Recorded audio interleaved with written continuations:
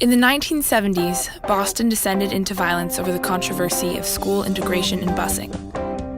A previously proven leader, Mayor Kevin White was unable to maintain order in his city. Why was it that a politician so skilled and experienced could not successfully carry Boston through such a situation? Due to his powerful family legacy and inheritance of political skills, Kevin White is perhaps the most famous Boston mayor in Massachusetts history. Originally from Jamaica Plain, he grew up in West Roxbury and was well connected to the Boston community. As a boy, Kevin was a troublemaker, but he was always the leader of the group. He was born into a family with many political ties. Both his maternal grandfather, Henry Hagan, and father, Joe White, were influential politicians in Boston. He ended up majoring in political science and marrying into another major political family. Kevin White had a strong standing in Massachusetts politics. A proven administrator, he formed strong ties to organize labor and traditional powers in the Democratic Party.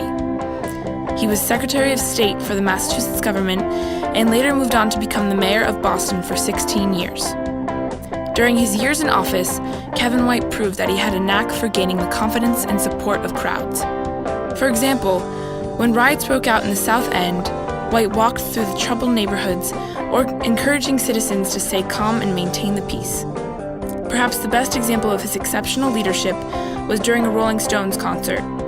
The band was stuck in Rhode Island after being arrested, while the fans were growing impatient, frustrated, and violent in the concert hall in Boston.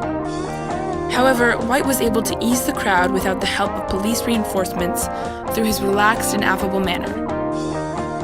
White's unique strategies to handling conflict demonstrated that he was resourceful, courageous, and willing to put himself on the line for his city, all qualities of a strong leader. At one point, he was nearly selected as the vice presidential nominee for the Democratic Party. Yet the presidential nominee chose an alternative politician. More than a little disappointed, the ambitious mayor became interested in national politics and began his own campaign for the Democratic presidential nominee for the next election.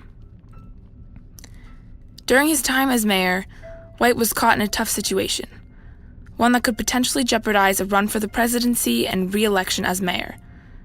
White's leadership was put to the test when federal judge Arthur Garrity determined that Boston schools were intentionally segregated. Judge Garrity then ordered busing for African American students to initiate integration.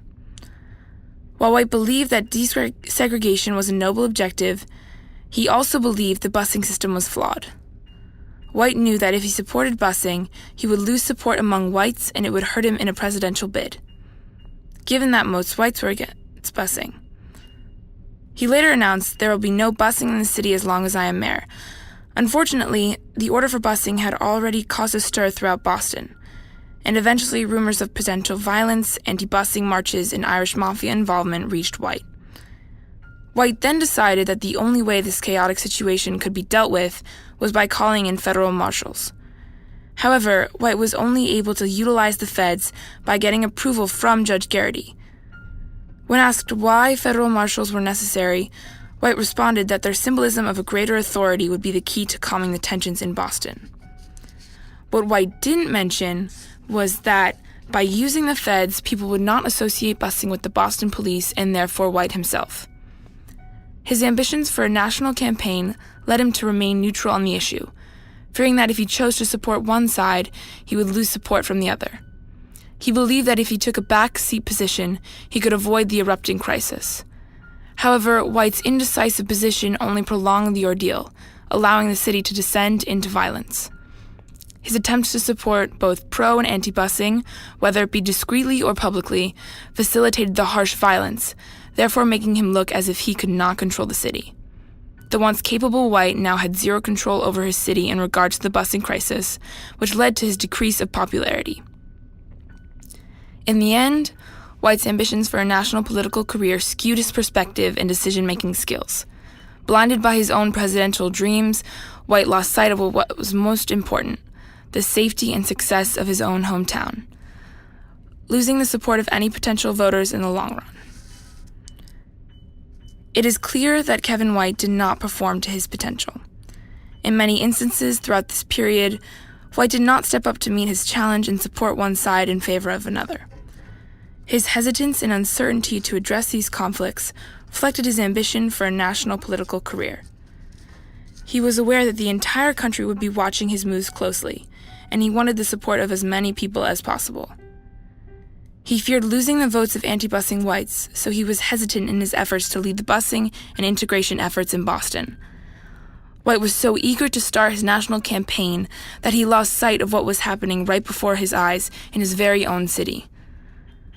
White's inability to lead and deal with the crisis in Boston cost him his career in national politics. By not taking a clear moral stand, he lost control. If he could not control his own city, citizens would sure question his ability to control a nation. His fickle approach to the busing crisis backfired. His efforts to balance both his presidential campaign and his duty as mayor to Boston resulted in utter failure, practically guaranteeing that he would not be elected to either position again. Overall, even though Kevin White had the capability of running a city as large as Boston, he was an ineffective leader who put his own ambitions over what was best for the city.